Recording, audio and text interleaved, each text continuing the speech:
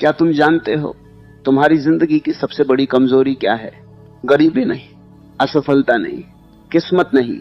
तुम्हारी सबसे बड़ी कमजोरी यह है कि तुम अभी भी किसी का इंतजार कर रहे हो, किसी ऐसे इंसान का जो आएगा और तुम्हारी जिंदगी बदल देगा। कोई तुम्हारा साथ देगा, कोई तुम्हें समझेगा, कोई तुम्हारा दर्द महसूस करेगा, कोई तुम्हें आगे बढ़ाएगा।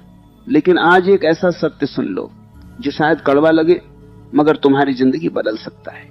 यहां कोई नहीं आने वाला है, कोई नहीं। जब तुम टूटोगे, लोग कुछ देर सहानुभूति देंगे, फिर अपनी जिंदगी में व्यस्त हो जाएंगे।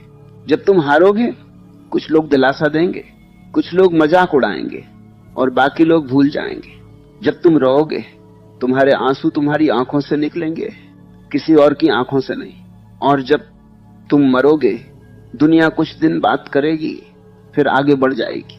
सुनने में कठोर लगता है, लेकिन यही सत्य है।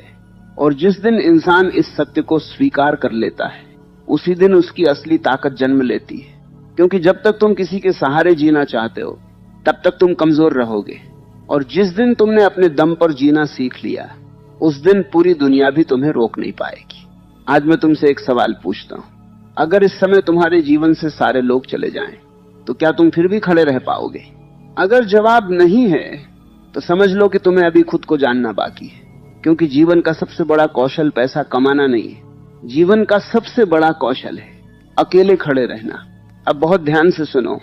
बचपन से हमें एक झूठ सिखाया जाता है। हमें सिखाया जाता है कि कोई आएगा और हमें बचा लेगा। कभी परिवार, कभी दोस्त, कभी समाज, कभी भाग्य, कभी भगवान। और इसी इंतजार में इंसान अपनी पूरी ताकत भूल जाता है। वो खुद चलना नहीं सीखता, क्योंकि उसे उम्मीद रहती है कि कोई उसे उठाकर मंजिल तक पहुंचा देगा। लेकिन जीवन का नियम अलग है। यहाँ जो खुद चलता है वही पहुंचता है।